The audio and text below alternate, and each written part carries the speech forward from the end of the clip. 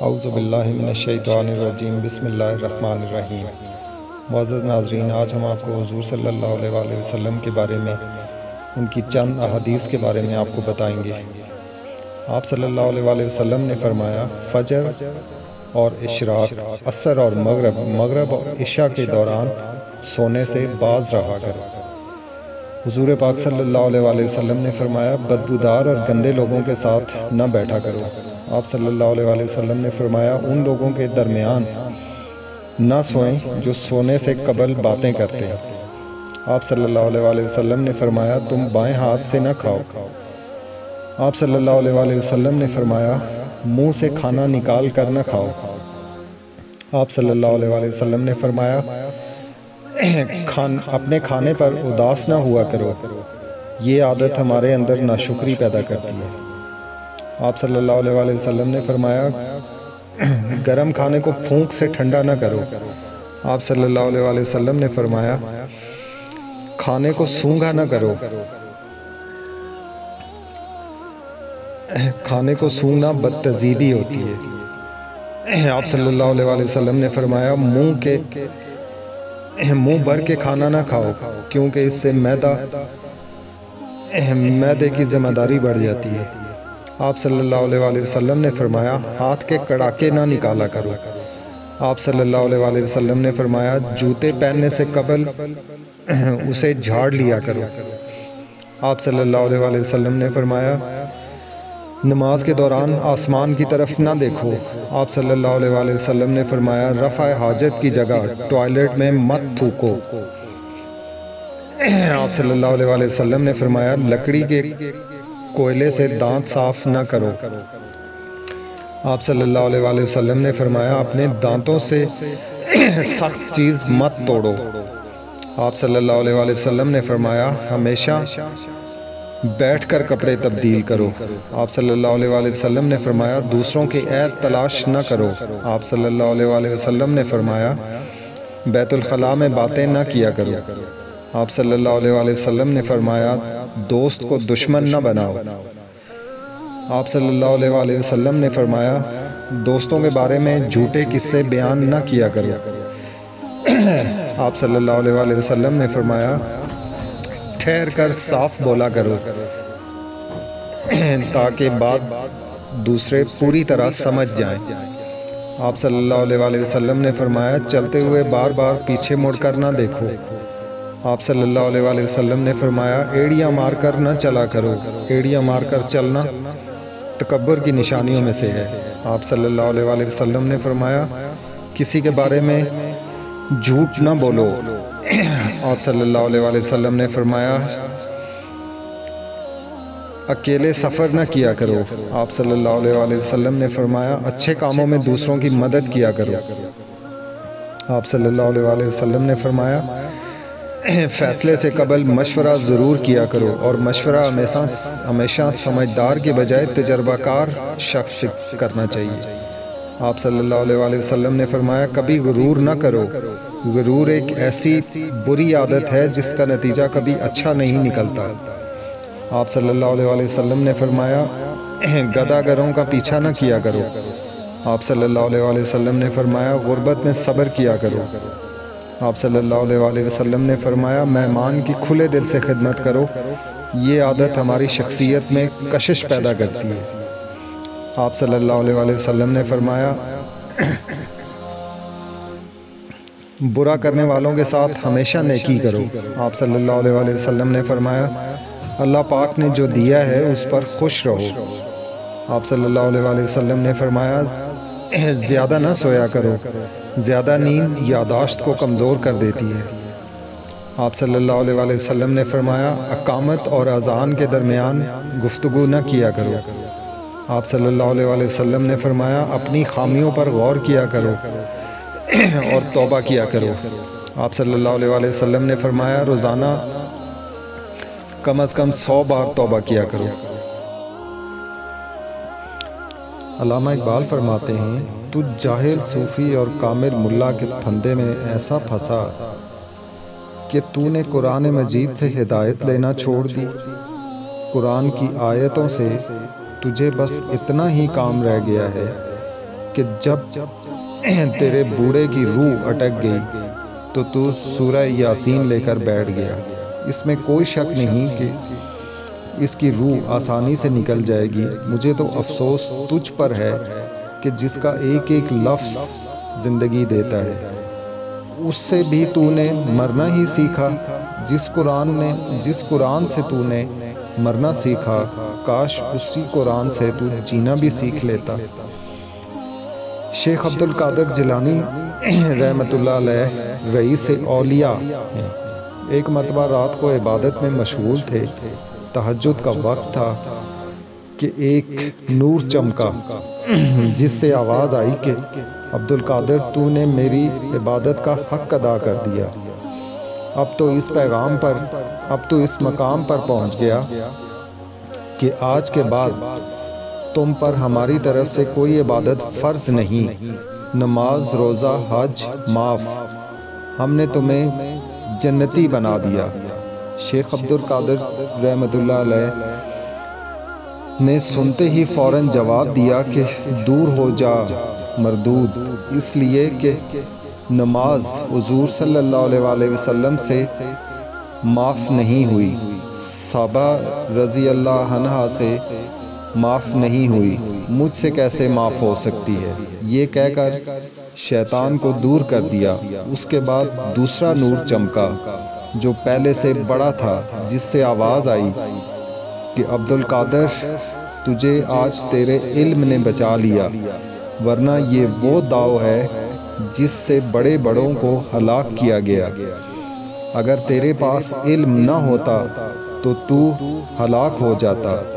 شیخ عبد القادر رحمۃ اللہ علیہ نے جواب دیا کہ جا مردود، تو مجھے دوبارہ بہکاتا ہے، میرے علم نے مجھے نہیں بچایا بلکہ میرے اللہ نے مجھے بچا لیا۔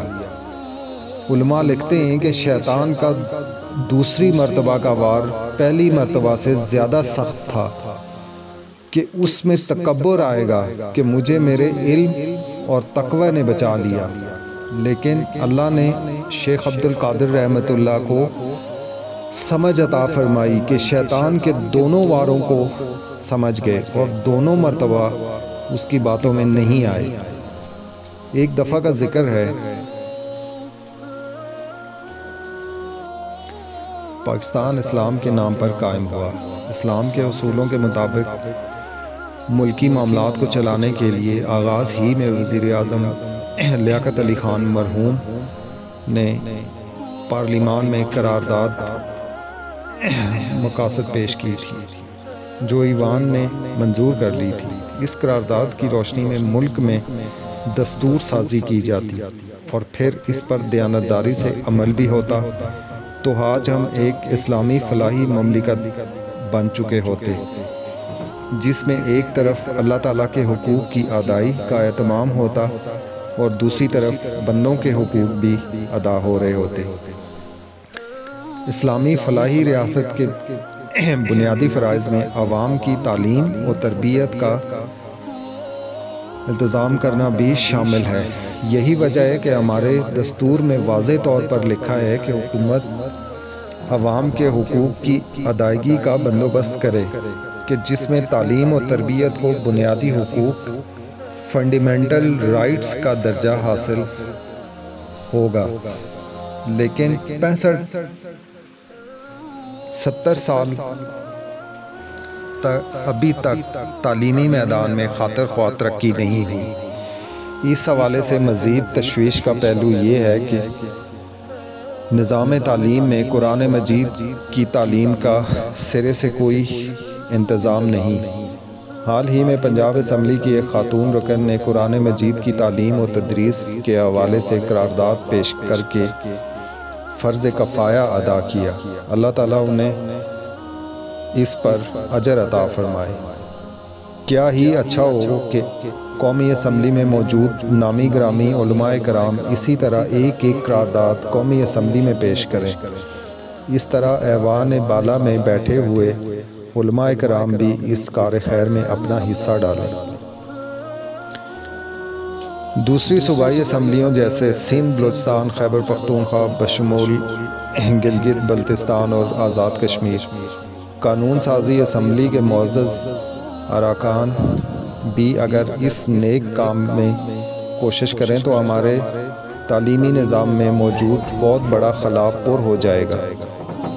ہماری عدلیہ بھی اپنا کردار اسی طرح ادا کر سکتی ہے کہ دستور پاکستان کی محافظ ہونے کے ناطے اور اس پر عمل درآمد کرانے کی ذمہ دار ہونے کے حوالے سے مرکزی و صوبائی حکومتوں کو پابند کرے کہ وہ قرآن مجید کو تمام تعلیمی اداروں میں جاری کریں۔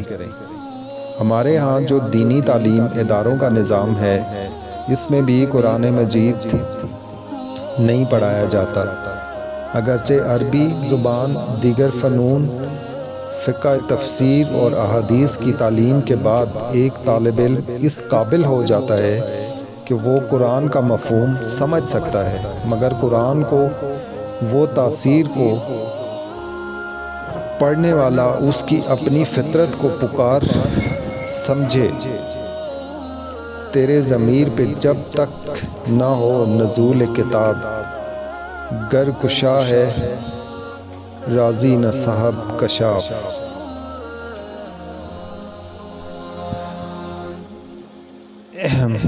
معاملہ یہ نہیں ہوتا، اس پر قیاس کیجئے کہ وہ تعلیمی نظام جس میں قرآن کریم کے سکھانے کا کوئی معقول انتظام نہ ہو، اس سے فارغ التحصیل ہونے والا مسلمان بچوں کا دینی معیار کیا ہوگا۔ اگر ہم چاہتے ہیں کہ ہم دنیا اور آخرت کی کامیابی کے مستحق بنیں تو ضروری ہے کہ ہم اپنے تعلیمی اداروں میں قرآن با ترجمہ سکھانے کا اہتمام کریں۔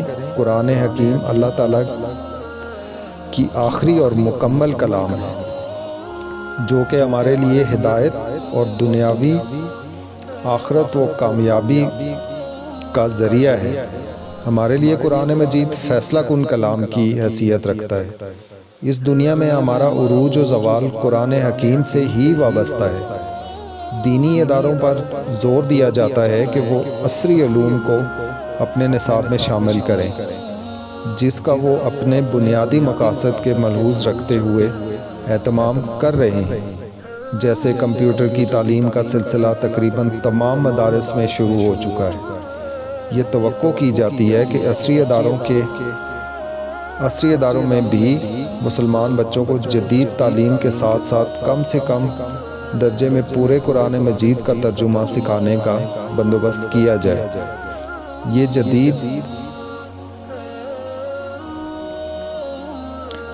تعلیم کے ساتھ ساتھ کم سے کم درجے میں پورے قرآن مجید کا ترجمہ سکھانے کا بندوبست کیا جائے۔ جدید نسل کا حق یہ ہے کہ والدین کے علاوہ حکومت وقت کا فرض ہے نئی نسل کو قرآن کی سنت کی تعلیمات سے روشناس کرانا دستوری طور پر بھی حکومت کی ذمہ داری ہے، اور شرعی حوالے سے بھی ایک مسلمان حکومت کی ذمہ داریوں میں بھی شامل ہے۔ وہ عام شہریوں کو دینی تعلیم و تربیت کا اہتمام کرے۔ صحیح مسلم کی روایت کے مطابق دوسرے حنفیہ راشد سیدنا عمر بن خطاب رضی اللہ تعالیٰ عنہ نے ایک خطبہ جمعہ میں مسلم حکام کے فرائض کے بارے میں فرمایا کہ ان کی تقریر راس کے لیے کیا جا رہا ہے تاکہ وہ لوگوں کو ان کی دین کی تعلیم دیں اور نبی کریم صلی اللہ علیہ وآلہ وسلم کی سنت کی تعلیم کا اہتمام کریں۔ گزشتہ ایک سال کے دوران کراچی کے ایک پرائیویٹ سیکٹر کے 50 کے لگ بھگ سکولوں میں تیسری جماعت سے 8ویں جماعت تک پورے قرآن مجید کو پڑھانے کا تجربہ کیا جا رہا ہے، جو کامیابی سے آگے بڑھ رہا ہے۔ اس زمن میں مرکزی و صوبائی حکومتیں نیز گلگت بلتستان اور آزاد کشمیر کی حکومتیں کراچی کے نجی تعلیمی اداروں کے تجربے سے استفادہ حاصل کر سکتی ہیں۔ یہ کام ابھی ابتدائی مراحل میں ہے اور علم فاؤنڈیشن نامی ادارے کے تعاون سے اس کا آغاز ہوا ہے۔ اس ادارے کے کارکن فی الحال یہ عظیم کام بغیر کسی مالی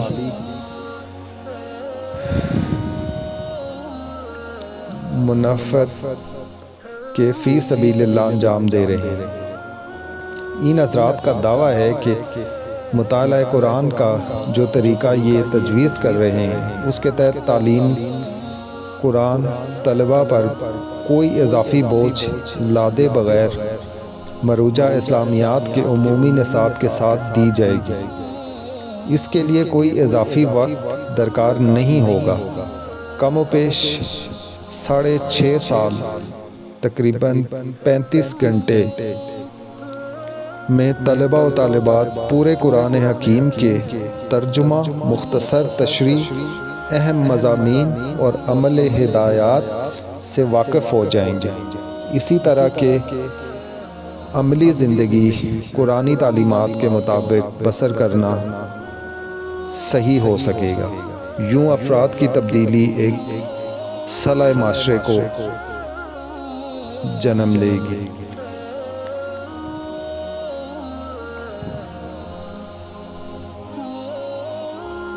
انصاف سزا کا نام نہیں بلکہ مسئلہ حل کرنا اس کی روح ہے۔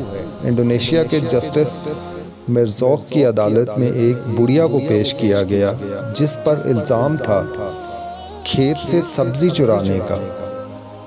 مداح کی درخواست تھی کہ اگرچہ جرم بڑا نہیں مگر سزا ضرور دی جائے تاکہ دوسروں کے لیے سبق ہو۔ بڑھیا کے اعتراف کے بعد جج نے جرمانہ عائد کیا جو ہماری کرنسی میں تقریباً 10,000 بنتا ہے۔ جرمانہ ادا نہ کرنے کی صورت میں جیل۔ بڑھیا نے روتے ہوئے بتایا کہ اس کا بیٹا بیمار رہتا ہے اور مزدوری کے قابل نہیں اور پوتا بھوک سے بلک رہا تھا، اس لیے صرف اتنی مقدار میں سبزی چرائی تاکہ ایک وقت کا کھانا ہو جائے۔ جج نے کہا کہ قانون تو اندھا ہوتا ہے لہذا جرمانہ تو ہوگا، لیکن جج اندھا نہیں ہوتا۔ اپنی جیب سے 1,000 نکال کر اپنے گلاس میں ڈالے اور کہا کہ یہاں موجود تمام افراد پر 500 فی کس جرمانہ عائد کیا جاتا ہے۔ جو اس بات سے غافل رہے کہ ایک بچہ بھوکا تھا اور اس کے لیے چوری کی نوبت آئی، سب لوگوں نے بشمول مدعی زمیندار کے بخوشی جرمانہ ادا کر دیا۔ اتنی رقم اکٹھی ہو گئی کہ عدالت کو جرمانہ دینے کے بعد بھی اچھی خاصی رقم بچ رہی تھی۔ بڑھیا کو پیش کر دی جو رقم بچ گئی تھی۔ بغداد میں ایک نابینا تھا۔ وہ بہت اچھے نان کلچے لگاتا تھا اور دور دور سے دنیا اس کے گرم گرم نان خریدنے کے لیے آتی تھی۔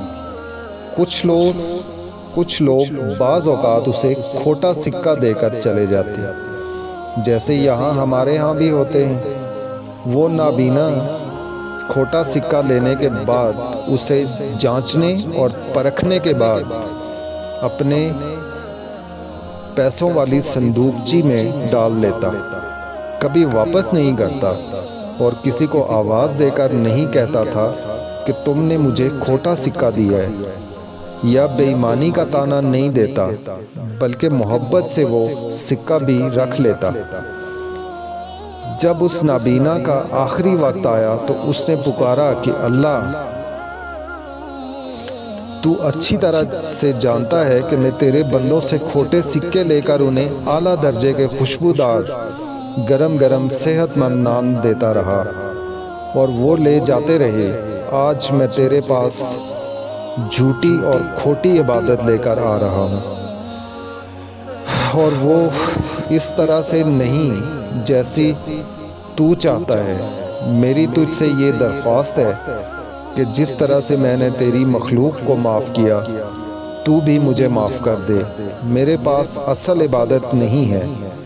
بزرگ بیان کرتے ہیں کہ اس نے اس کو خواب میں دیکھا تو وہ اونچے مقام پر فائز تھا اور اللہ نے اس کے ساتھ وہ سلوک کیا جس کا وہ مطمئن تھا۔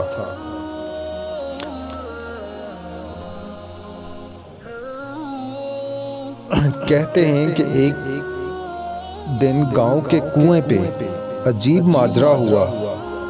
جو ڈول بھی کنویں میں ڈالا جاتا واپس نہ آتا، جبکہ رسی واپس آ جاتی۔ سارے لوگ خوف زدہ ہو گئے کہ اندر ضرور کوئی جنات ہے جو یہ حرکت کرتا ہے۔ آخر اعلان کیا گیا کہ جو بندہ اس راز کا پتہ لگائے گا اس کو انعام دیا جائے گا۔ ایک آدمی نے کہا اس کو انعام کی ضرورت نہیں، مگر وہ گاؤں والوں کی مصیبت کے ازالے کے لیے یہ قربانی دینے کو تیار ہے، مگر ایک شرط پر۔ شرط یہ ہے کہ میں کنویں میں اسی صورت اتروں گا جب رسہ پکڑنے والا میرا بھائی بھی ہوگا۔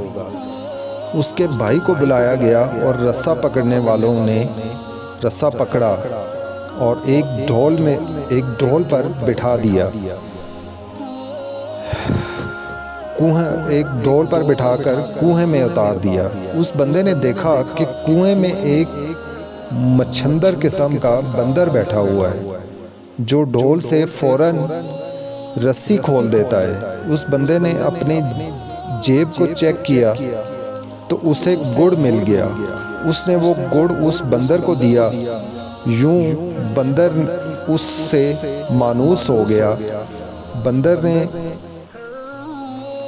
بندے نے اس بندر کو کندھے پر بٹھایا اور نیچے سے اوپر زور سے رسی کو ہلایا۔ گاؤں والوں نے رسہ کھینچنا شروع کیا اور جو ہی ڈول اندھیرے سے روشنی میں آیا وہ لوگ بندر کو دیکھ کر بھاگ گئے۔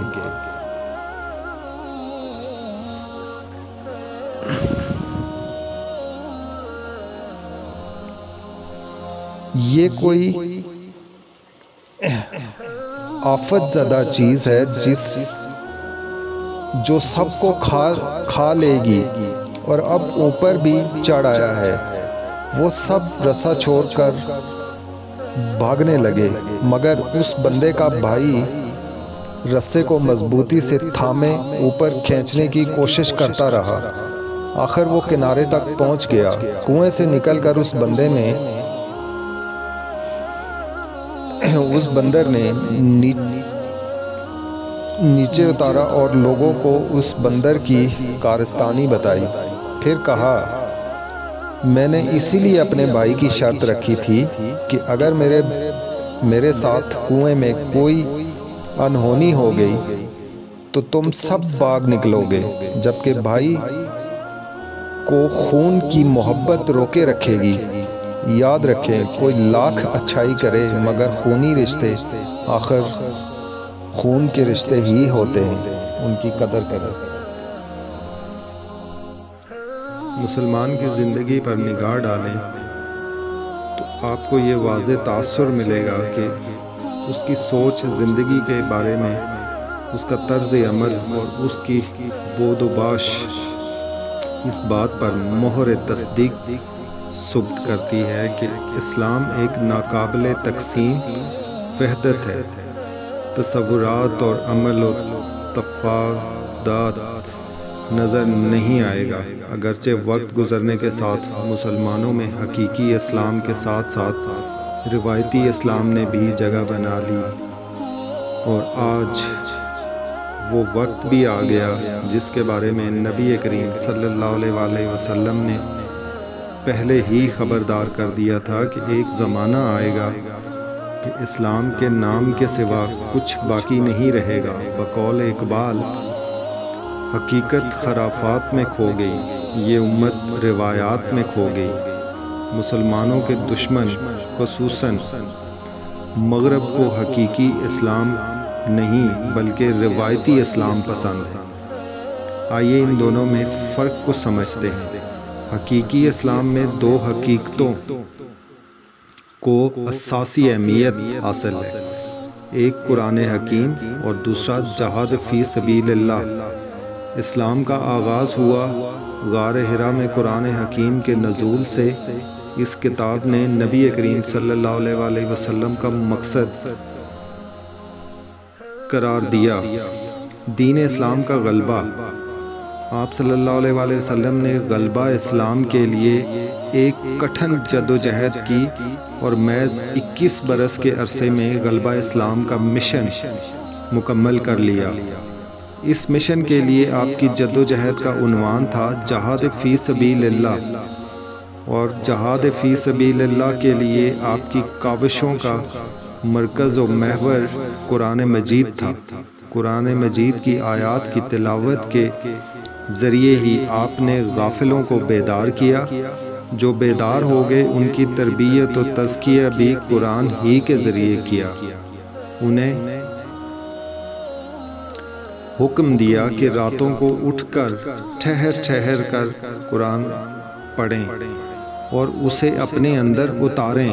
جوں جوں قرآن اندر اترا دلوں میں ایمان پختہ ہوتا چلا گیا۔ ایمان نے انہیں یکسر بدل کر رکھ دیا۔ ان کی سوچ، نظریات، اقتدار، ترجیحات، طرز عمل، غرض سب کچھ ہی بدل گیا۔ وہ محبت الہی سے سرشار ہوئے اور صرف آخرت کے طلبگار بن گئے۔ اس تبدیلی نے پہلے ان کے باطن اور نفسانی خواہشات کے خلاف ایک تصادم پیدا کیا، اور یہی جہاد فی سبیل اللہ کی پہلی منزل یعنی جہاد نفس ہے۔ پھر یہ تصادم خارج میں شرک، ظلم اور استحصال کے خلاف جہاد باللسان کی صورت میں ظاہر ہوا، اور یہ جہاد فی سبیل اللہ کی دوسری منزل ہے۔ حکم دیا گیا کہ اے نبی، ان کافروں کے خلاف جہاد کیجئے قرآن کے ذریعے بڑا جہاد۔ جب قرآن کے ذریعے تبلیغ اور تزکیہ کی محنت سے اللہ والوں کی ایک منظم جماعت فراہم ہو گئی، تو اب جہاد کی تیسری اور اعلیٰ ترین منزل یعنی قتال فی سبیل اللہ کا آغاز ہوا۔ سن 2 ہجری سے لے کر سن 8 ہجری تک یہ جہاد جاری رہا۔ آخر کار اللہ کے باغیوں اور سرکشوں کو شکست ہوئی اور اسلام غالب آ گیا۔ دور خلافت راشدہ میں بھی صحابہ اکرام پیغام قرآن اور جہاد کو زندہ رکھے ہوئے سرگرم عمل رہے اور اسلام کو زمین کے ایک بڑے حصے پر غالب کر دیا۔ بدقسمتی سے رفتہ رفتہ جب خلافت ملکویت میں بدل گئی تو مسلمان قرآن اور جہاد سے دور ہوتے چلے گئے۔ قرآن کے مقابلے میں زیادہ اہمیت فقہ کو دی جانے لگی۔ ایسا کرنا ایک مجبوری بھی تھی، کیونکہ ریاست کا نظام چلانے کے لیے قانون اور فقہ کی ضرورت تھی۔ جہاد کا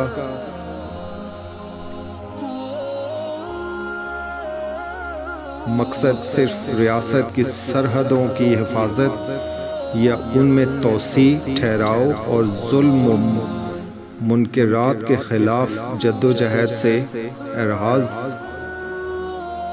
بڑھتا گیا۔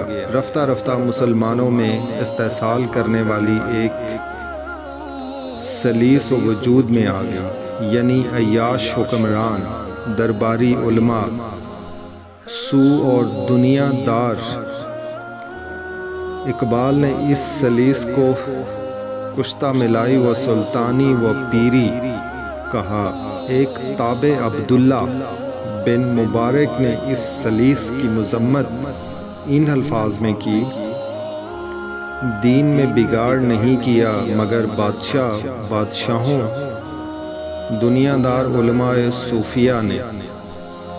بادشاہوں نے بیت المال کو ذاتی جاگیر بنا کر عیاشیوں کی، اور بقول اقبال صوفی و ملکویت کے بندے بن گئے، یعنی علماء اور دنیا دار پیروں نے دربار سے مفادات حاصل کرنے کے لیے عوام کو حکمرانوں کے ساتھ وفاداری کا درس دیا۔ علم کے مراکز میں نصاب اس طرح سے مرتب کیا گیا تاکہ سرکاری مفتی، قاضی اور خطیب تیار ہو سکیں۔ امر بالمعروف اور نہی عن المنکر کا فریضہ ادا کرنے کے لیے علماء حق کی تیاری مقصود نہ رہا۔ خانقاہوں میں تزکیہ نفس کے لیے قرآن سے استفادہ کے بجائے غیر مسنون ریاستوں کو رواج دے دیا گیا۔ اقبال کو یہ کہنا پڑا کہ اٹھا میں مدرسہ و خانقاہ سے نمکناک، البتہ ہر دور میں چند ایسے اللہ والے بھی موجود رہے جنہوں نے حقیقی اسلام کی دونوں حقیقتوں یعنی قرآن اور جہاد فی سبیل اللہ کی طرف مائل کرنے کی کوشش جاری رکھی۔ یہ کوشش کرنے والے سرفروش مجاہدین علماء حق اور اللہ والے صوفیہ تھے۔ یہ تلخ حقیقت ہے کہ ان کی کوششوں کی شدید مشکلات اور مزاحمت کا سامنا کرنا پڑا اور آخر کار مسلمان مغلوب ہو گئے۔ مغربی مسلمان پر غلبے کے بعد اپنے خلاف بغاوت کے سدباب کے لیے اسلام کے قرآن اور جہاد سے تہی روایت تصور کی خوب حوصلہ افزائی کی۔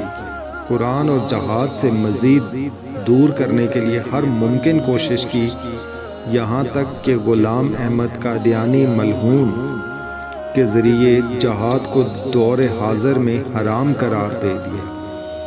اسی بدبخت کا یہ شعر ہے، اب چھوڑ دو جہاد کا اے دوستو خیال۔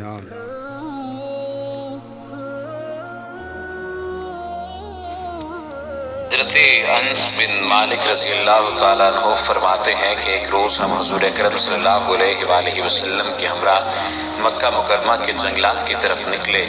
ہم تہامہ پہاڑوں کے ایک پہاڑ پر بیٹھے تھے کہ ایک بوڑھا شخص نمودار ہوا جو اپنی لاٹھی کے سہارے چل رہا تھا۔ اس نے حضور اکرم صلی اللہ علیہ وآلہ وسلم کو سلام کیا۔ آپ نے سلام کا جواب دیا اور فرمایا، یہ بوڑھا اپنی چال اور آواز سے جن معلوم ہوتا ہے۔ پھر آپ نے اس سے دریافت کیا تو کون ہے؟ اس نے عرض کیا، حضور میں جن ہوں، میرا نام حامہ بن ہیم بن لاقیس بن ابلیس ہے۔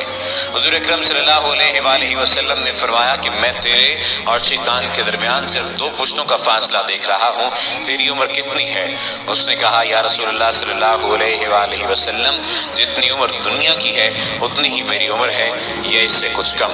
اس کے بعد رسول اللہ صلی اللہ علیہ وآلہ وسلم سے کیا گفتگو ہوئی، آج کی اس ویڈیو میں اس پر روشنی ڈالی جائے گی اور ساتھ ہی ساتھ شیطان کے 5 اہم ساتھیوں کے بارے میں بھی آپ کو آگاہ کیا جائے گا۔ لیکن اگر آپ نے ابھی تک ہمارے چینل کو سبسکرائب نہیں کیا تو سبسکرپشن کا بٹن دبا کر سبسکرائب کر لیجئے، اور ساتھ ہی ساتھ اس بات کو بھی یقینی بنائیے کہ اگر آپ نے ابھی تک رسول اللہ صلی اللہ علیہ وآلہ وسلم کی ذات اقدس پر درود شریف کا ہدیہ پیش نہیں کیا تو آپ بھی درود پاک پڑھ لیجئے۔ اللہم صلی علی محمد النبی الامی وعلی آلہ وبارک وسلم تسلیما۔ اللہم صلی علی محمد النبی الامی وعلی آلہ وبارک وسلم تسلیما۔ اللہم صلی وسلم علی النبی الطاہر۔ ابلیس کون ہے؟ یہ ایک عمومی سوال پوچھا جاتا ہے۔ ابلیس کا اصلی نام عزازیل ہے۔ ابلیس کی کنیت ابو قیتر یعنی تکبر کا باپ ہے۔ ابلیس کے لفظی معنی انتہائی مایوس کے ہیں۔ اصطلاحاً یہ اس جن کا نام ہے جس نے اللہ کے حکم کی نافرمانی کر کے آدم علیہ السلام اور نبی آدم علیہ السلام کے لیے مطیع و مسخر ہونے سے انکار کر دیا تھا۔ ابلیس کو انسان پر کوئی اختیار حاصل نہیں کہ وہ زبردستی سے کھینچ کر اپنی راہ پر لے جائے، وہ صرف بہلانے پھسلانے سے کام لے سکتا ہے۔ شیطان کے 5 اہم ساتھی ہیں جن کے نام اگر بتائے جائیں تو سب سے پہلا اور اہم نام صبر ہے۔ اس کے اختیار میں مصیبتوں کا کاروبار ہے جس میں لوگ ہائے واویلا کرتے ہیں اور گریبان پھاڑتے اور منہ پر تماچے مارتے ہیں اور جاہلیت کے نعرے لگاتے ہیں۔ دوسرا اس کا ساتھی عور ہے، یہ لوگوں کو بدی کا مرتکب کرتا ہے اور اسے ان پر اچھا اور پسندیدہ کر کے دکھاتا ہے۔ تیسرا شخص مسعود ہے، شخص سے مراد تیسرا شیطان جو اس کا ساتھی ہے، عام ساتھی ہے، وہ مسعود ہے۔ یہ کذب اور دروغ پر مامور ہے، جسے لوگ کان لگا کر سنیں۔ یہ انسانوں کے شکل میں آ کر ان سے ملتا ہے اور انہیں فساد برپا کرنے کی جھوٹی خبریں سناتا ہے۔ چوتھا شیطان کا ساتھی لازم ہے، یہ آدمی کے ساتھ گھر میں داخل ہوتا ہے اور گھر والوں کے عیب دکھاتا ہے اور ان پر غضب کرتا ہے۔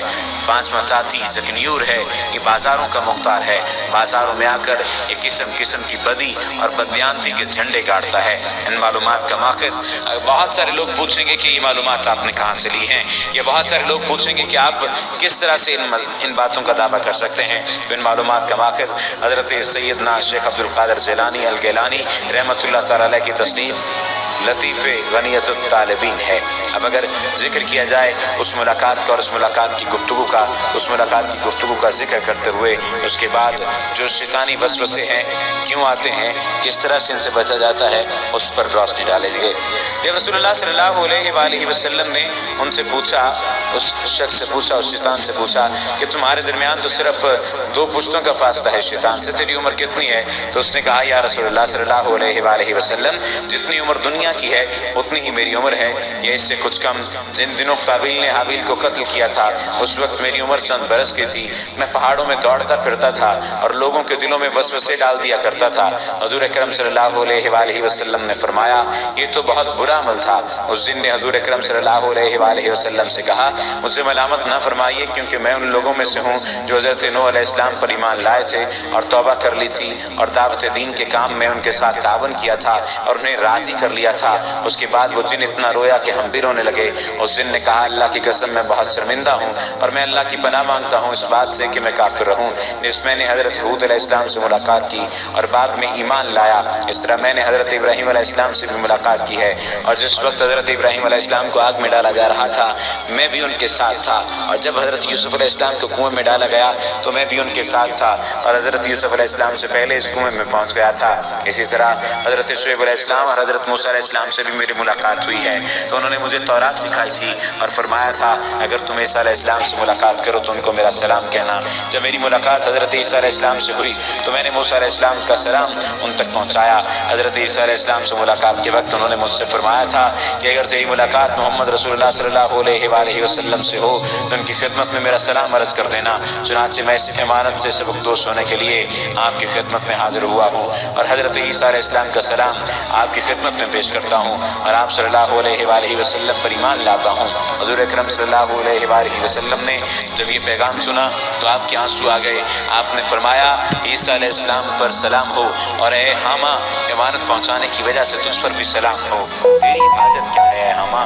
اس دن نے عرض کیا کہ حضرت موسیٰ علیہ السلام نے مجھے تورات سکھائی تھی اور حضرت عیسیٰ علیہ السلام نے مجھے انجیل سکھائی تھی، بس آپ صلی اللہ علیہ وآلہ وسلم مجھے قرآن سکھا دیجئے۔ چنانچہ حضور نبی کریم صلی اللہ علیہ وآلہ وسلم نے اس دن کو قرآن مجید کی تعلیم فرمائی اور اس کو سورہ واقعہ، سورہ مرسلات، سورہ سورہ یسالون، سورہ اذا الشمس کورت، موعوذ اور قل هو اللہ احد سکھلائیں، اور فرمایا کہ اے حاما جس وقت تمہیں کوئی حاجت ہو میرے پاس آ جانا اور ہم سے ملاقات نہ چھوڑنا۔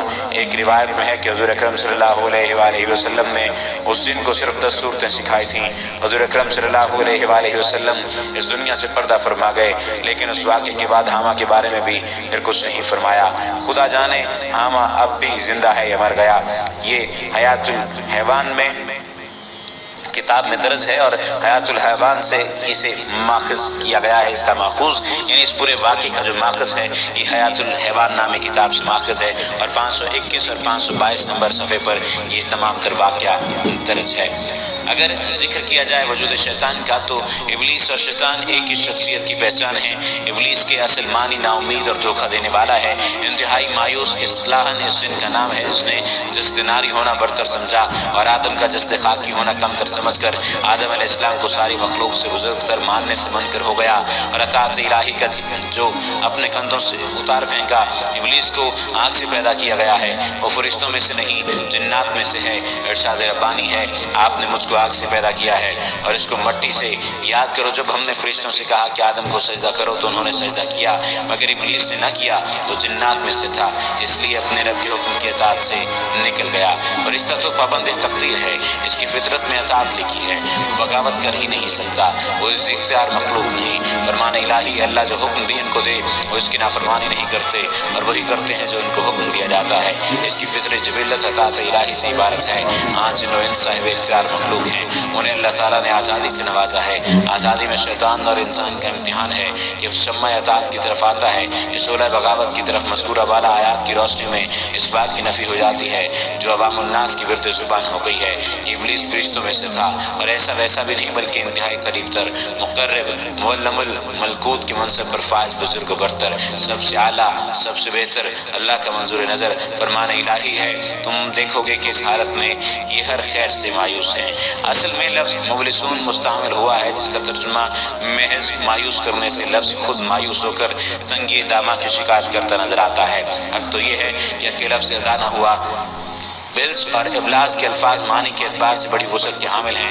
حیرت سے عقل کا محو تماشا ہو جانا، خوف و دہشت سے بکا بکا رہ جانا، ہکا بکا رہ جانا، رنج و غم، درد و الم کی تصویر مجسم بن جانا، چار سو سے نا امید ہو کر اٹھنے، کمر باندھنے کی شکل کو بیٹھنا، مایوسی کے عالم میں جنون انتقام پر اتر آنا۔ ان وجوہ کی بنا پر شیطان کا نام ابلیس رکھا گیا ہے۔ اس نام میں یہ معنی مثمر ہے کہ کلی طور پر مایوس اور نامراد پا کر اس کا زخموں سے چور چور، سر پر غرور اس حد تک مشتعل ہو گیا تھا کہ وہ جان پر کھیل کر ہر جرم و گناہ کرنے اور انسانوں سے کروانے، ہست و بود کو نیست و نابود کرنے پر تولا بیٹھا ہے۔ شیطان کی وجہ تسمیہ سے متعلق عمومی طور پر دو رائے ہیں۔ شتیس کا ماخذ ہے جس کے معنی دور ہونے کے ہیں، چونکہ وہ خیر سے دور ہوتا ہے اس لیے اسے شیطان کہتے ہیں۔ یہ شیط سے ماخوذ ہے جس کے معنی جلنے کے ہیں، چونکہ اس کا تخلیقی مادہ آگ ہے اور کاتب تقدیر نے اس کی قسمت میں آگ لکھی ہے، اس لیے اس کو شیطان کہا گیا۔ امام احمد اور نسائی حضرت ابو ذر سے روایت نقل کرتے ہیں کہ میں نبی اکرم صلی اللہ علیہ وآلہ وسلم کی خدمت میں حاضر ہوا۔ آپ صلی اللہ علیہ وآلہ وسلم مسجد میں تشریف فرما تھے۔ فرمایا ابو ذر تم نے نماز پڑھی؟ میں نے عرض کیا نہیں پڑھی۔ فرمایا اٹھو اور نماز پڑھو، چنانچہ میں نے نماز پڑھی اور پھر آ کر بیٹھ گیا۔ حضور صلی اللہ علیہ وآلہ وسلم نے فرمایا اے ابو ذر شیاطین جن اور شیاطین انس کے شر سے اللہ کی پناہ مانگو۔ میں نے عرض کیا یا رسول اللہ کیا انسانوں میں بھی شیطان ہوتے ہیں؟ فرمایا ہاں، باہر کے شیاطین ہی نہیں، انسان کے اندر اس کے اپنے نفس امارہ کا شیطان بھی اس کو بہکاتا ہے۔ یہی بات ہے جو قرآن میں فرمائی گئی ہے کہ اور ہم اس کے اپنے نفس سے ابھرنے والے وسوسوں کو جانتے ہیں۔ مسلمان کی زندگی پر نگاہ ڈالیں تو آپ کو یہ واضح تاثر ملے گا کہ اس کی سوچ زندگی کے بارے میں، اس کا طرز عمل اور اس کی بود و باش اس بات پر مہر تصدیق ثبت کرتی ہے کہ اسلام ایک ناقابل تقسیم وحدت ہے۔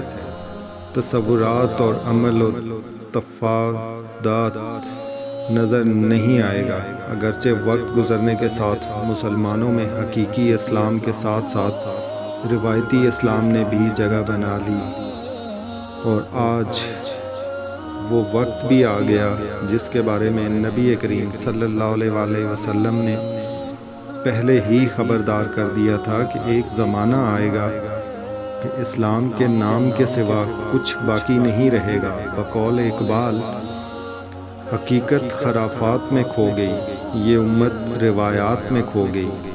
مسلمانوں کے دشمن خصوصاً مغرب کو حقیقی اسلام نہیں بلکہ روایتی اسلام پسند ہے۔ آئیے ان دونوں میں فرق کو سمجھتے ہیں۔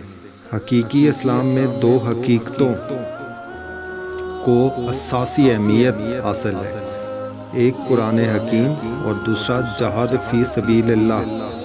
اسلام کا آغاز ہوا غار حرا میں قرآن حکیم کے نزول سے۔ اس کتاب نے نبی کریم صلی اللہ علیہ وآلہ وسلم کا مقصد قرار دیا، دین اسلام کا غلبہ۔ آپ صلی اللہ علیہ وآلہ وسلم نے غلبہ اسلام کے لیے ایک کٹھن جدوجہد کی اور محض 21 برس کے عرصے میں غلبہ اسلام کا مشن مکمل کر لیا۔ اس مشن کے لیے آپ کی جدوجہد کا عنوان تھا جہاد فی سبیل اللہ۔ اور جہاد فی سبیل اللہ کے لیے آپ کی کاوشوں کا مرکز و محور قرآن مجید تھا۔ قرآن مجید کی آیات کی تلاوت کے ذریعے ہی آپ نے غافلوں کو بیدار کیا، جو بیدار ہو گئے ان کی تربیت و تزکیہ بھی قرآن ہی کے ذریعے کیا۔ انہیں حکم دیا کہ راتوں کو اٹھ کر ٹھہر ٹھہر کر قرآن پڑھیں اور اسے اپنے اندر اتاریں۔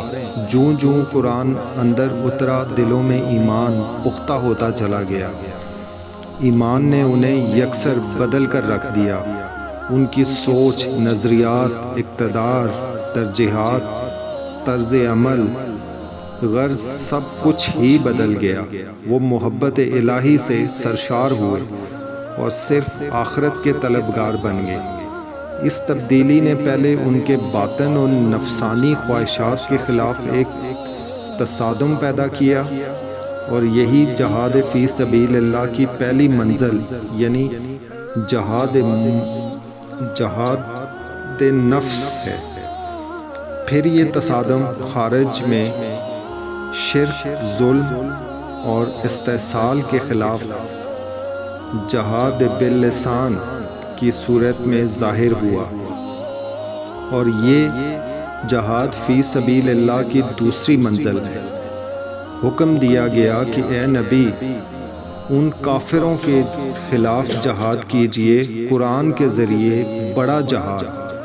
جب قرآن کے ذریعے تبلیغ اور تزکیہ کی محنت سے اللہ والوں کی ایک منظم جماعت فراہم ہو گئی، تو اب جہاد کی تیسری اور اعلیٰ ترین منزل یعنی قتال فی سبیل اللہ کا آغاز ہوا۔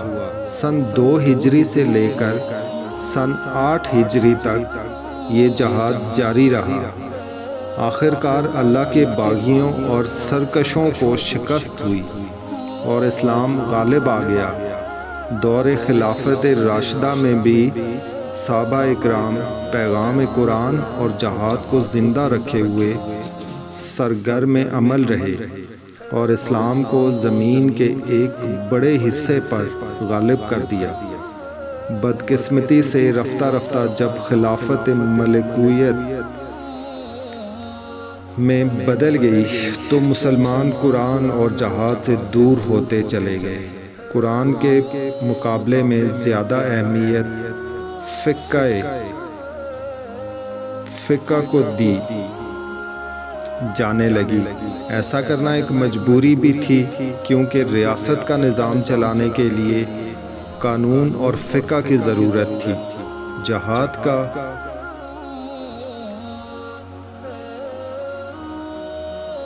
مقصد صرف ریاست کی سرحدوں کی حفاظت یا ان میں توسیع، ٹھہراؤ اور ظلم و منکرات کے خلاف جدوجہد سے احراز بڑھتا گیا۔ رفتہ رفتہ مسلمانوں میں استحصال کرنے والی ایک سلیس و وجود میں آ گئی، یعنی عیاش حکمران، درباری علماء، سو اور دنیا دار۔ اقبال نے اس سلیس کو کشتہ ملائی و سلطانی و پیری کہا۔ ایک تابع عبداللہ بن مبارک نے اس سلیس کی مذمت ان الفاظ میں کی: دین میں بگاڑ نہیں کیا مگر بادشاہوں، دنیا دار علماء صوفیہ نے۔ بادشاہوں نے بیت المال کو ذاتی جاگیر بنا کر عیاشیوں کی، اور بقول اقبال صوفی و ملکویت کے بندے بنے، یعنی علماء اور دنیا دار پیروں نے دربار سے مفادات حاصل کرنے کے لیے عوام کو حکمرانوں کے ساتھ وفاداری کا درس دیا۔ علم کے مراکز میں نصاب اس طرح سے مرتب کیا گیا تاکہ سرکاری مفتی، قاضی اور خطیب تیار ہو سکیں۔ امر بالمعروف اور نہی عن المنکر کا فریضہ ادا کرنے کے لیے علماء حق کی تیاری مقصود نہ رہا۔ خانقاہوں میں تزکیہ نفس کے لیے قرآن سے استفادہ کے بجائے غیر مسنون ریاستوں کو رواج دے دیا گیا۔ اقبال کو یہ کہنا پڑا کہ اٹھا میں مدرسہ و خانقاہ سے نمکناک، البتہ ہر دور میں چند ایسے اللہ والے بھی موجود رہے جنہوں نے حقیقی اسلام کی دونوں حقیقتوں یعنی قرآن اور جہاد فی سبیل اللہ کی طرف مائل کرنے کی کوشش جاری رکھی۔ یہ کوشش کرنے والے سرفروش مجاہدین، علماء حق اور اللہ والے صوفیہ تھے۔ یہ تلخ حقیقت ہے کہ ان کی کوششوں کی شدید مشکلات اور مزاحمت کا سامنا کرنا پڑا اور آخر کار مسلمان مغلوب ہو گئے۔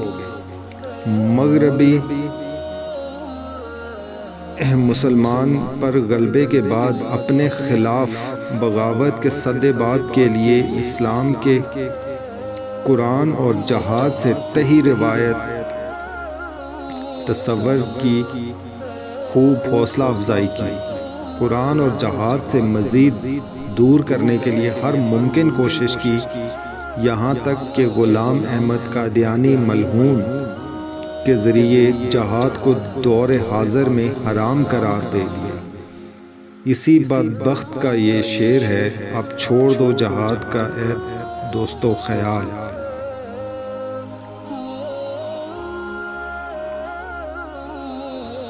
دنیا کی زندگی آزمائش کا ایک وقفہ اور عمل کی ایک مہلت ہے۔ زندگی موت کے بعد شروع ہوگی۔ مرنے کے بعد سارے انسان خدا کے حضور پیش ہوں گے، اپنے اعمال کا حساب دیں گے اور ہر ایک اپنے اعمال کے مطابق جنت کی لازوال نعمتیں پائے گا یا جہنم کی ہولناک سزا۔ اس عقیدے کا منکر در حقیقت خدا کا منکر ہے، اور اس کا نہ ماننا رسول اکرم صلی اللہ علیہ وآلہ وسلم و شریعت کو نہ ماننے کا کوئی مفہوم نہیں رہ جاتا۔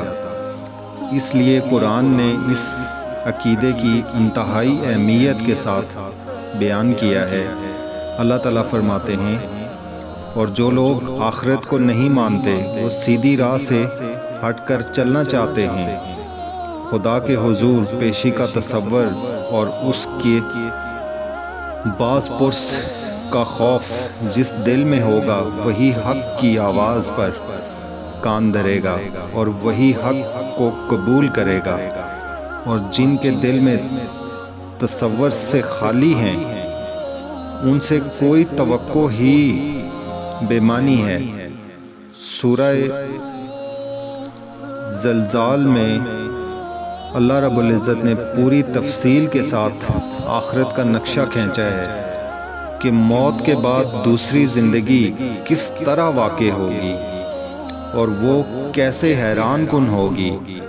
پروردگار فرماتے ہیں، جب زمین اپنی پوری شدت کے ساتھ ہلا ڈالی جائے گی اور زمین اپنے اندر کے سارے بوجھ نکال کر باہر ڈال دے گی، اور انسان کہے گا کہ اس کو کیا ہو رہا ہے۔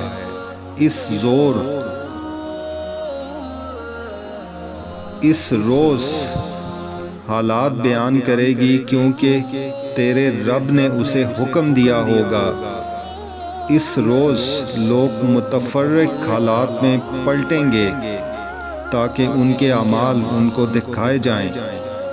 پھر جس نے ذرہ برابر نیکی کی ہوگی اور اس کو دیکھ لے گا، اور جس نے ذرہ برابر بدی کی ہوگی وہ اس کو دیکھ لے گا۔ زمین جس پر رہ کر انسان نے بے فکری کے ساتھ ہر طرح کے اعمال کیے اور جس کے متعلق کبھی اس کے وہم و گمان میں بھی یہ بات نہیں آئی، یہ بھی جان چیز کس وقت اس کے افعال کی گواہی دے گی۔ اور ایک جگہ اللہ تعالیٰ فرماتے ہیں، اس دن زمین کے گوشے گوشے سے انسان در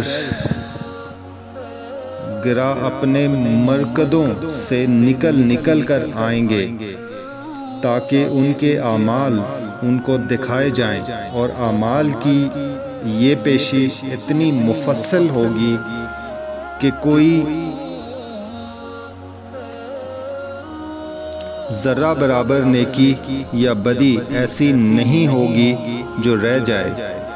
قرآن پاک میں اللہ تعالیٰ بار بار اپنے بندوں کو متوجہ کرتا ہے کہ دنیا عمل کی جگہ ہے، یہ زندگی مہلت عمل ہے، اور اس کا گزرتا ہوا ایک ایک لمحہ ہمارے لیے قیمتی ہے۔ اس زندگی کی مثال تو کچھ ایسی ہے جیسے کسی طویل صحرا کے مسافر کی۔ ایک پیالہ پانی مل جائے، اگر مسافر اس پانی کو بہت احتیاط سے استعمال کرتا ہے تو اس کا یہ سفر کامیابی سے طے ہو جائے گا، اور اگر وہ اس پانی کو ضائع کر دیتا ہے تو نہ صرف صحرا کے اس سفر میں بھٹکتا رہے گا بلکہ منزل مقصود بھی حاصل نہیں کر سکے گا۔ ذرا رک کر ٹھہر کر سوچئے، ہم اس لمحہ بلمحہ گزرتی زندگی اور برف کی مانند پگھلتی زندگی میں کتنی تیزی سے آخرت کی پائیدار اور ابدی زندگی کی تیاری کر رہے ہیں۔ یہ چھوٹی سی دنیاوی زندگی تو اس لیے عطا کی گئی کہ دائمی زندگی کے لیے سامان کر لیں۔ ارشاد نبوی ہے کہ دنیا آخرت کی کھیتی ہے، بس جو کچھ کرنا ہے ابھی کر لیا جائے۔ یہ دنیا بذات خود مقصود نہیں بلکہ مقصد کے حصول کا ذریعہ ہے۔ زندگی اور موت کے درمیان بہت مختصر فاصلہ ہے۔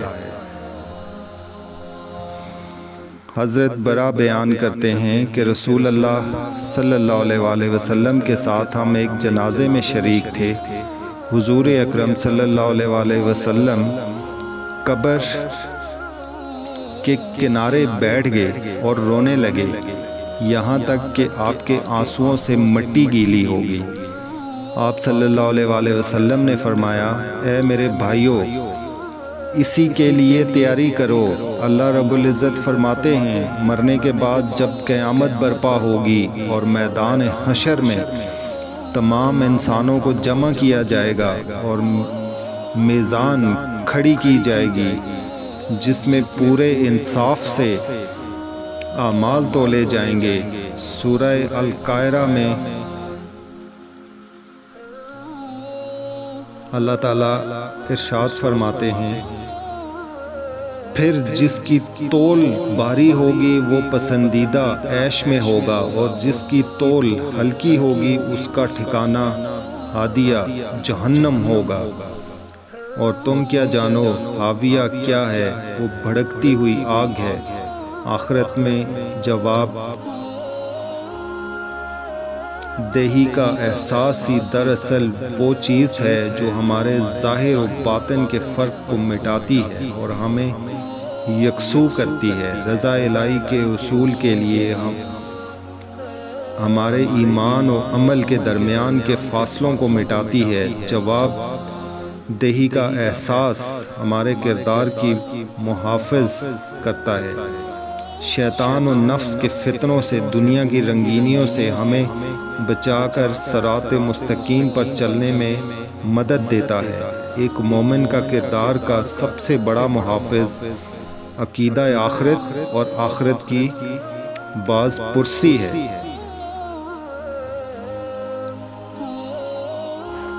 حضور اکرم صلی اللہ علیہ وآلہ وسلم نے فرمایا، 7 طرح کے آدمی ہوں گے جن کو اللہ اس دن اپنے سائے میں جگہ دے گا، جس دن اس کے سائے کے سوا اور کچھ سایہ نہ ہوگا۔ اول، انصاف کرنے والا بادشاہ۔ دوسرے، وہ نوجوان جو اپنے رب کی عبادت میں جوانی کی امنگ سے مصروف رہا۔ تیسرا ایسا شخص جس کا دل ہر وقت مسجد میں لگا رہتا ہے۔ چوتھے دو ایسے شخص جو اللہ کے لیے باہم محبت رکھتے ہیں اور ان کے ملنے اور جدا ہونے کی بنیاد یہی اللہ کے لیے محبت ہے۔ پانچواں وہ شخص جسے کسی باعزت اور حسین عورت نے برے ارادے سے بلایا لیکن اس نے کہہ دیا کہ میں اللہ سے ڈرتا ہوں۔ چھٹا وہ شخص جس نے صدقہ کیا مگر اتنے پوشیدہ طور پر کہ بائیں ہاتھ کو بھی خبر نہیں ہوئی کہ دائیں ہاتھ نے کیا خرچ کیا۔ ساتواں وہ شخص جس نے تنہائی میں اللہ کو یاد کیا اور بے ساختہ آنکھوں سے آنسو جاری ہو گئے۔ حضرت ابو ہریرہ بیان کرتے ہیں کہ میں نے رسول اکرم صلی اللہ علیہ وآلہ وسلم سے عرض کیا، یا رسول اللہ، قیامت کے دن آپ کی شفاعت کی سعادت سب سے زیادہ کون حاصل کرے گا؟ نبی کریم صلی اللہ علیہ وآلہ وسلم نے فرمایا کہ اے ابو ہریرہ، میرا بھی خیال تھا کہ یہ حدیث تم سے پہلے اور کوئی مجھ سے نہیں پوچھے گا، کیونکہ حدیث کے لینے کے لیے میں تمہاری بہت زیادہ حرص دیکھا کرتا ہوں۔ قیامت کے دن میری شفاعت کی سعادت سب سے زیادہ اسے حاصل ہوگی جس نے کلمہ لا الہ الا اللہ خلوص دل سے کہا۔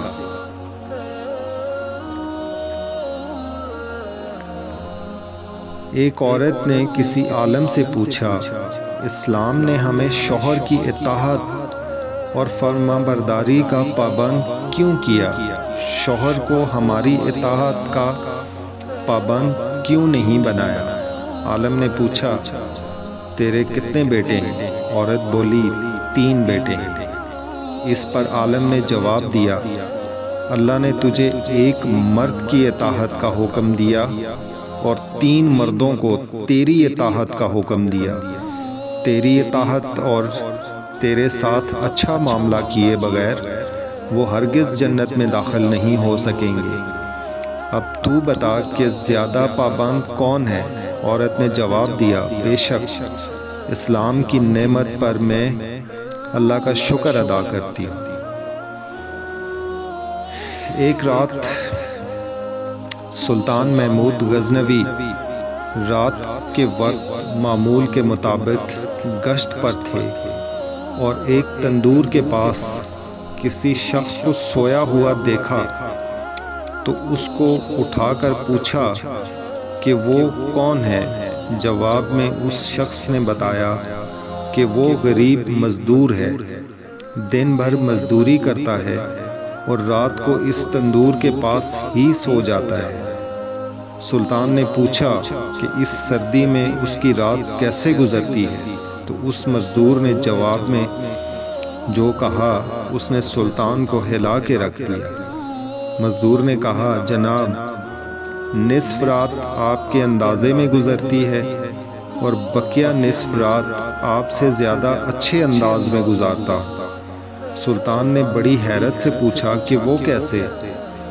مزدور نے جواب دیا، جب تک تندور گرم رہتا ہے تو میں آپ کے جیسی نیند سے لطف اندوز ہوتا ہوں، اور جب تندور ٹھنڈا ہو جاتا ہے تو اٹھ کے اللہ کی عبادت شروع کرتا ہوں، جو آپ کے مقابلے میں وقت کا بہتر استعمال ہے۔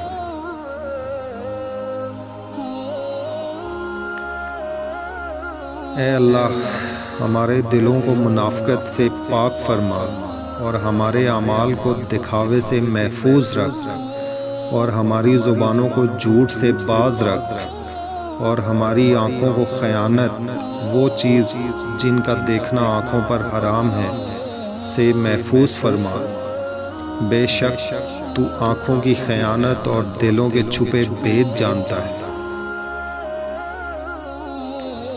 صلح رحمی ایک ایسی اخلاقی صفت ہے جو اللہ تعالیٰ کو بہت زیادہ پسند ہے، جبکہ قطع رحمی اللہ کو سخت ناپسند۔ حضور اکرم صلی اللہ علیہ وآلہ وسلم نے فرمایا، قطع رحمی کرنے والا جنت میں داخل نہیں ہوگا۔ صلح رحمی دراصل یہ ہے کہ جو آپ سے رشتہ توڑے آپ اس سے رشتہ جوڑ دیں۔ فرمان نبوی صلی اللہ علیہ وسلم ہے، جو شخص ان رشتوں کو توڑنے والا ہے وہ اللہ کے نزدیک سخت ناپسندیدہ ہے۔ ایک اور احادیث میں حضور اکرم صلی اللہ علیہ وسلم نے فرمایا، صلح رحمی کرنے والا وہ ہے جب کہ اس سے رشتہ داری کا سلسلہ منقطع کیا جائے اور وہ اس رشتہ داری کو قائم رکھے۔ صلح رحمی اور حسن سلوک کے سب سے زیادہ حقدار والدین ہیں، جیسا کہ حدیث سے یہ بات واضح ہوتی ہے کہ کسی نے رسول اکرم صلی اللہ علیہ وسلم سے سوال کیا کہ میرے والدین میں سب سے زیادہ میرے حسن سلوک کا مستحق کون ہے؟ فرمایا تیری ماں۔ پوچھا پھر کون؟ فرمایا تیری ماں۔ انہوں نے پھر پوچھا پھر کون؟ فرمایا تیرا باپ۔ یعنی اس دنیا میں ہمارے حسن سلوک کی سب سے زیادہ حقدار ہماری ماں ہے۔ حضور اکرم صلی اللہ علیہ وسلم نے جب جہاد کا اعلان کیا تو ایک صحابی آئے اور عرض کیا کہ میں بھی جہاد پر جانا چاہتا ہوں لیکن میری ماں بہت بیمار ہیں۔ حضور اکرم صلی اللہ علیہ وسلم نے فرمایا، جاؤ جا کر ان کی خدمت کرو اور جہاد کا درجہ پاؤ۔ حضور اکرم نے فرمایا، جو شخص رحم نہیں کرتا اس پر رحم نہیں کیا جاتا۔ ایک اور موقع پر حضور اکرم نے سب سے بڑھ کر جس اخلاقی صفت کو اپنی امت میں فروغ دینے کی کوشش فرمائی وہ یہی صفت رحم ہے۔ آپ صلی اللہ علیہ وسلم نے فرمایا، رحم کرنے والوں پر رحمان رحم کرتا ہے۔ تم زمین والوں پر رحم کرو، آسمان والا تم پر رحم کرے گا۔ حدیث نبوی صلی اللہ علیہ وسلم ہے، جس کو یہ پسند ہو کہ اس کے رزق میں وسعت ہو اور عمر میں برکت ہو اسے صلح رحمی کرنی چاہیے۔ ایک دفعہ ایک عربی نے رسول اکرم صلی اللہ علیہ وسلم سے عرض کیا کہ مجھے ایسی چیز بتائیں جو مجھے جنت سے قریب تر اور دوزخ سے دور لے جائے۔ آپ صلی اللہ علیہ وسلم نے فرمایا، اللہ کی عبادت کرو اور کسی کو اس کا شریک نہ بناؤ، نماز ادا کرو اور زکوٰۃ اور صلح رحمی کیا کرو۔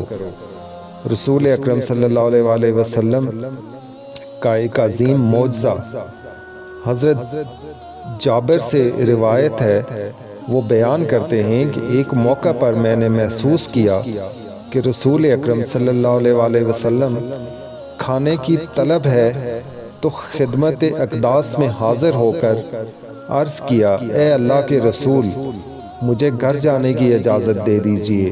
رسول اکرم صلی اللہ علیہ وسلم نے انہیں اجازت دے دی۔ اجازت حاصل کر کے وہ اپنی بیوی کے پاس آئے۔ بیوی سے کہا، میں نے رسول اللہ کو اس حال میں دیکھا ہے کہ میں صبر نہیں کر سکتا، تمہارے پاس کھانے کے لیے کچھ ہے؟ بیوی نے کہا، گھر میں کچھ ہو، ایک بکری کا بچہ ہے۔ یہ کہہ کر انہوں نے تھیلی میں سے کچھ نکالا، انہیں پینا شروع کیا۔ حضرت جابر نے بکری کے بچے کو ذبح کیا، گوشت کو پتیلی میں ڈال کر چولہے پر رکھ دیا۔ بیوی آٹا گوندنے لگی۔ حضرت جابر رسول اللہ صلی اللہ علیہ وسلم کو بلانے کے لیے روانہ ہوئے۔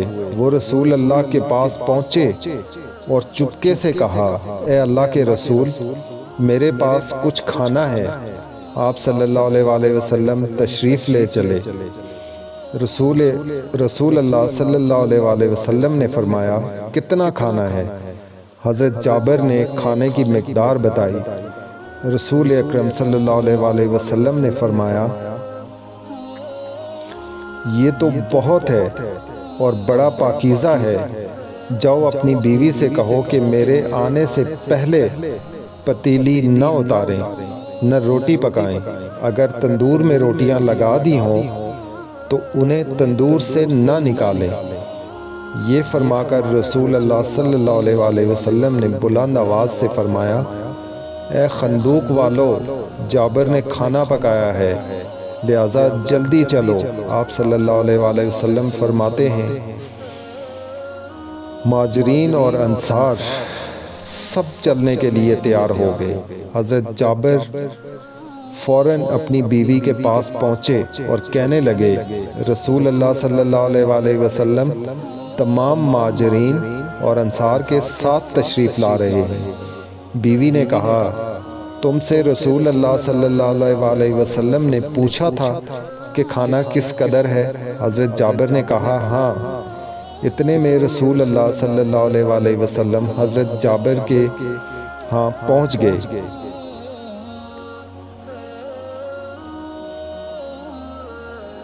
رسول اللہ صلی اللہ علیہ وآلہ وسلم نے فرمایا کہ تم نے وہ کام جس کے متعلق میں نے کہا تھا کر لیا؟ حضرت جابر کی بیوی نے کہا، ہاں۔ پھر رسول اللہ نے فرمایا، آٹے میں اور برتن میں اپنا لہب دہن ڈالا اور برکت کی دعا کی۔ پھر حضرت جابر کی بیوی سے فرمایا کہ ایک روٹی پکانے والی کو بلاؤ جو تمہارے ساتھ روٹی پکائے، اور تم پتیلی میں سے سالن بھی نکالتی جانا۔ یہ کہہ کر رسول اللہ صلی اللہ علیہ وآلہ وسلم نے لوگوں سے فرمایا، اندر چلے آؤ اور ایک دوسرے کے ساتھ مزاحمت نہ کرو۔ رسول اللہ صلی اللہ علیہ وآلہ وسلم نے فرمایا، انہیں کھانا کھلاؤ۔ آپ صلی اللہ علیہ وآلہ وسلم روٹی توڑتے اور گوشت اس پر رکھ کر لوگوں کو کھانے کے لیے دے دیتے۔ آپ صلی اللہ علیہ وآلہ وسلم خود بھی پتیلی میں سے سالن اور تندور سے روٹی نکالتے تھے۔